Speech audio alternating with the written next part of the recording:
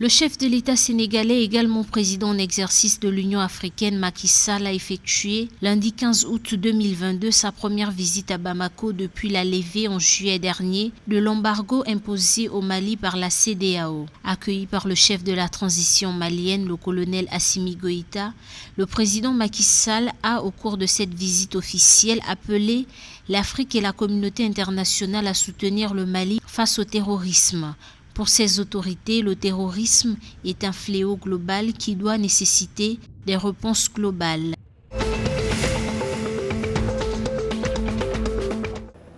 Les derniers soldats français encore présents au Mali ont définitivement quitté lundi 15 août 2022 le Mali. Le départ des forces françaises met fin à 9 ans d'opérations militaires dans le pays avec un résultat mitigé.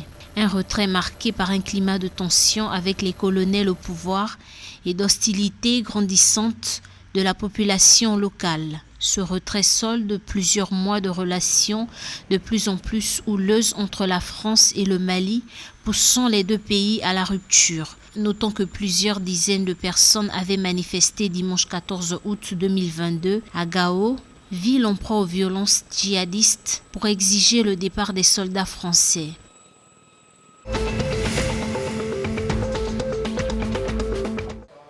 En Afrique, la filière du cacao devrait terminer l'année sur une bonne note. Selon un sondage de Reuters, le marché du cacao devrait passer d'une situation déficitaire en 2021-2022, octobre-septembre, à une situation équilibrée en 2022-2023 à mesure que la production augmente en Afrique, mais les prix devraient néanmoins augmenter légèrement. Les perspectives prévoient que la production du leader mondial de la fève, la Côte d'Ivoire, atteindrait 2,3 millions de tonnes en 2022-2023 qui démarre début octobre contre 2,18 millions de tonnes.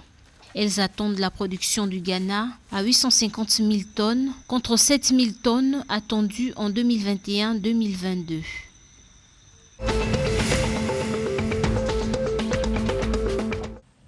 Le gouvernement burkinabé a annoncé un accompagnement de l'État aux personnes vulnérables qui s'élève à plus de 61 milliards de francs CFA. Le président du Burkina Faso, le colonel Paul-Henri Sandaogo Damiba, a donné le top départ de l'opération de distribution gratuite de vivres et de cash transfert aux populations vulnérables et personnes déplacées internes le vendredi 12 août 2022 à Ouagadougou, la capitale. Selon le Premier ministre Albert Ouedraogo, 3 376 782 personnes vulnérables bénéficieront de cet élan de solidarité du gouvernement. Parmi elles, 1 537 232 auront des cash transferts et 1 839 550 des vivres et en espèces.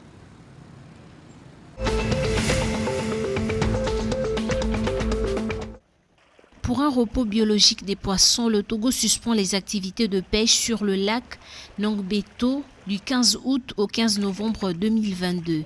C'est ce que révèle un communiqué du ministère de l'économie maritime, de la pêche et de la protection côtière. Ainsi, tous les contrevenants surpris en train de pêcher sur ce lac, de transport ou de vendre les produits de pêche provenant de ce lac seront punis conformément à la loi en vigueur, renseigne le communiqué. Au Togo, la pêche revêt une importance sociale et nutritionnelle. Le secteur emploie plus de 22 000 personnes.